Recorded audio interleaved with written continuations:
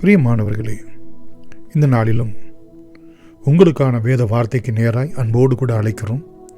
இந்த நாளினுடைய தியானத்துக்கென்று லூக்கா 13ஆம் அதிகாரம் 24வது வசனம். இடுக்கமான வாசல் வழியாய் உட்பிரவேசிக்க பிரயாசப்படுங்கள். அநேகர் உட்பிரவேசிக்க வகை தேடினாலும் அவர்களாலே கூடாமற் போகும் என்று உங்களுக்கு சொல்லுகிறேன். பிரியமானவர்களே, ஆண்டவர் இங்கே ஒரு குறிப்பிட்ட வாசல் வழியாய் உட்பிரவேசிக்க நமக்கு ஒரு அழைப்பை கொடுக்கிறார். பிரியமானவர்களே, இந்த இடுக்கமான வாசல் என்பது எதற்கு அடையாளமாய் இருக்கிறது என்றால், ரட்சிக்கப்படுவதற்கு, ஜீவனுக்கு போகிறதற்கு, நித்திய ஜீவனுக்குள் பிரவேசிப்பதற்கு. யோவான் 10:9 பார்க்கிறோம், நானே அந்த வாசல் என்று ஆண்டவராகிய இயேசு சொல்கிறார்.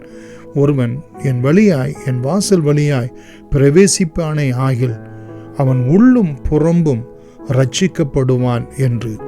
பிரியமானவர்களே, இரண்டாவது நாம் அங்கே பார்க்கிறோம், அநேகர் உட்பிரவேசிக்க வகை தேடினாலும் அவர்களாலே கூடாமற் போகிறது என்று. எதற்கு என்றால், அரை குறை மனதோடு கூட.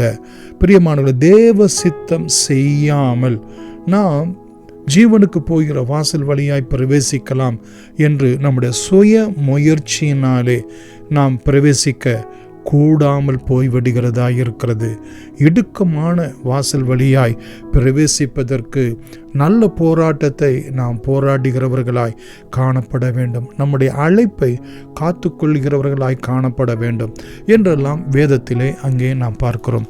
முதலாவது நாம் பார்ப்போம் என்று சொன்னால், மத்தேயு 7ஆம் அதிகாரம் பிரியமானவர்களே 13-14 இந்த வசனங்களில் பார்ப்போம் என்றால், இடுக்கமான வாசல் வழியாய் உட்பிரவேசியுங்கள். கேட்டுக்கு போகிற வாசல் விரிவும் வழி விசாலமுமாய் இருக்கிறது, அதன் வழியாய் பிரவேசிக்கிறவர்கள் அநேகர். ஜீவனுக்கு போகிற வாசல் இடுக்கமும் வழி நெருக்கமுமாய் இருக்கிறது, அதை கண்டுபிடிக்கிறவர்கள் சிலர் என்று நாம் பார்க்கிறோம். நம்முடைய சுய சித்தத்தின்படி அல்ல, தேவனுடைய சித்தத்தின்படி நடக்கின்ற ஒரு கிறிஸ்தவ ஜீவியம். பிரியமானவர்களே, இதை கண்டுபிடிக்க நம்மை ஒப்பு கொடுக்க வேண்டும், நம்மை தாழ்த்த வேண்டும். ஆவியானவருடைய கரத்துக்குள்ளாய் நம்மை நித்தமும் வழிநடத்த ஒப்பு கொடுக்க வேண்டும். கர்த்தர் நல்லவர், அவருடைய கிருபை எங்கும் என்றும் உள்ளது. மத்தேயு 25ஆம் அதிகாரம் 10 முதல் 12 வரைக்குள்ள வசனங்களிலே நாம் பார்க்கிறோம். பிரியமானவர்களே, ஆயத்தமாய் இருக்கிறவர்கள் இந்த வாசல் வழியாய் பிரவேசிப்பார்கள் என்று அங்கே நமக்கு சொல்லப்பட்டிருக்கிறதை நாம் பார்க்கிறோம். கர்த்தர் நல்லவர், அவருடைய கிருபை என்றும் உள்ளது. இங்கே 10வது வசனத்திலும் 12வது வசனத்திலும் பார்ப்போம் என்று சொன்னால், ஆயத்தமாய் இருக்கிறவர்கள் கர்த்தருடைய சித்தத்தை நிறைவேற்றுவதற்கு, அவருடைய நாமத்தை மகிமைப்படுத்துவதற்கு, அவருடைய ராஜ்யம் வருவதற்கு, ஆவியிலும் ஆத்துமாவிலும் சரீரத்திலும் எப்பொழுதும் ஆயத்தம் உள்ளவர்களாய், அபிஷேகம் குறையாதவர்களாய், தேவனுடைய வார்த்தை குறையாதவர்களாய், அதன்படி நடக்கிறவர்களாய் நாம் காணப்பட வேண்டும். அவர்கள் தேவனுடைய ராஜ்யத்துக்குள் அவர்கள் பிரவேசிப்பார்கள் என்று நாம் பார்க்கிறோம். பிலிப்பியர் பிரியமானவர்களே 2ஆம் அதிகாரம் 12வது வசனத்திலே நாம் பார்ப்போம் என்று சொன்னால், கர்த்தர் நல்லவர், நான் தூரமாய் இருக்கிற இப்பொழுதும் அதிக பயத்தோடும் நடுக்கத்தோடும் உங்கள் ரட்சிப்பு நிறைவேற பிரயாசப்படுங்கள் என்று அங்கே நாம் சொல்லுகிறதை பார்க்கிறோம். அது மாத்திரமல்ல, கர்த்தர் நல்லவர், அவருடைய கிருபை என்றும் உள்ளது. அவரை பற்றும் விசுவாசத்திலும் அவருடைய சித்தத்திலே நடப்பதிலும் நாம் நித்தமும் கீழ்ப்படிந்து நடக்கிறவர்களாய் காணப்பட வேண்டும் என்று அங்கே பயத்தோடும், அதிக பயத்தோடும் நடுக்கத்தோடும் நம்முடைய ரட்சிப்பு நிறைவேற நித்தமும் கிறிஸ்து இயேசுவுக்குள்ளாய் ஆவிக்குரிய பிரகாரமாய் நாம் பிரயாசப்படுகிறவர்களாய் காணப்பட வேண்டும். 2 பேதுரு பிரியமானவர்களே 1ஆம் அதிகாரம் 10-11 பார்க்கிறோம், உங்களுடைய அழைப்பையும் தெரிந்து கொள்ளுதலையும் உறுதியாக்கும்படி ஜாக்கிரதையாயிருங்கள். இவைகளை செய்தால் நீங்கள் ஒரு காலம் இடறி விழுவது இல்லை. இவ்விதமாய் நம்முடைய கர்த்தரும் இரட்சகருமாகிய இயேசு கிறிஸ்துவனுடைய நித்திய ராஜ்யத்துக்கு உட்படும் பிரவேசம் உங்களுக்கு பரிபூரணமாய் அளிக்கப்படும். அதுக்கு முந்தின வசனங்களில் 5வது வசனம் முதற்கொண்டு தயவு செய்து நீங்கள் 8வது வசனம் மட்டுமாய் உள்ள வார்த்தைகளை கவனமாய் படித்து பாருங்கள்.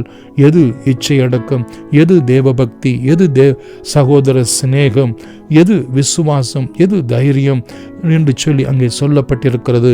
அவற்றிலே நாம் அறிகிற அறிவிலே கிறிஸ்து இயேசுவுக்குள் நம்மை வீணரும் கனியற்றவர்களுமாய் இருக்க ஒட்டாது என்று அங்கே நாம் பார்க்கிறோம். பிரியமானவர்களே, இன்னும் 1 கொரிந்தியர் 9ஆம் அதிகாரம், பிரியமானவர்களே 1 கொரிந்தியர் 9ஆம் அதிகாரம் 24 முதல் 27 வரைக்குள்ள வசனங்களிலே பெற்றுக்கொள்ளத்தக்கதாக ஓடுங்கள் என்று அங்கே 24வது வசனத்திலும் 25வது வசனத்திலே அழிவில்லாத கிரீடத்தை பெறுவதற்கு இச்சை அடக்கம் உள்ளவர்களாய் இருங்கள் என்றும் அங்கே நாம் பார்க்கிறோம். 26வது வசனத்திலே நிச்சயமில்லாதவனாக ஓடாதீர்கள், நிச்சயம் உள்ளவர்களாய் ஓடுங்கள். ஆகாயத்திலே சிலம்பம் அடிக்கிறவனாக சிலம்பம் பண்ணாதிருங்கள். பிரியமானவர்களே, நாம் நம்முடைய சரீரத்தை ஒடுக்கி கீழ்ப்படுத்தி நாம் காணப்பட வேண்டும். எதற்காக? ஆகாதவனாய் போகாதபடிக்கு என்று அங்கே எப்படி ஒரு ஒழுக்கமுள்ள நம்முடைய ஓட்டம் காணப்பட வேண்டும் என்று அங்கே நாம் பார்க்கிறோம்.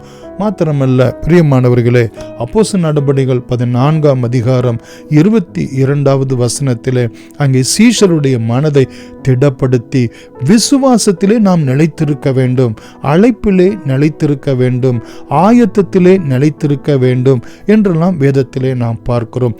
புத்தி சொல்லி அநேக உபத்திரவங்கள் வழியாய் தேவனுடைய ராஜ்யத்திலே நாம் பிரவேசிக்கிறவர்களாய், அதுதான் நம்முடைய ரட்சிப்பு நிறைவேறுதலாய் காணப்படுகிறது. கர்த்தர் நல்லவர், அவருடைய கிருபை என்றும் உள்ளது. இன்னும் வெளிப்படுத்தல் புத்தகம் 3ஆம் அதிகாரம் 8வது வசனத்திலே நாம் பார்ப்போம் என்று சொன்னால், பிரியமானவர்களே, கர்த்தர் நல்லவர், அவருடைய கிருபை என்றும் உள்ளது. உன் கிரியைகளை அறிந்திருக்கிறேன், உனக்கு கொஞ்ச பலன் இருந்து என் நாமத்தை மறுதலியாமல் என் வசனத்தை கை கொண்டபடியினால் இதோ திறந்த வாசலை, ஜீவ வாசலை, ரட்சிப்பின் வாசலை உனக்கும் நீ ஆயத்தப்படுத்துகிறவர்களுக்கும் முன்பாக வைத்திருக்கிறேன், உனக்கு முன்பாக வைத்திருக்கிறேன், அதை ஒருவனும் பூட்ட மாட்டான் என்று சொல்லப்பட்டிருக்கிறது. ஆதலால் பிரியமானவர்களே, தேவனுடைய வார்த்தையை நாம் கை கொள்ள வேண்டும்.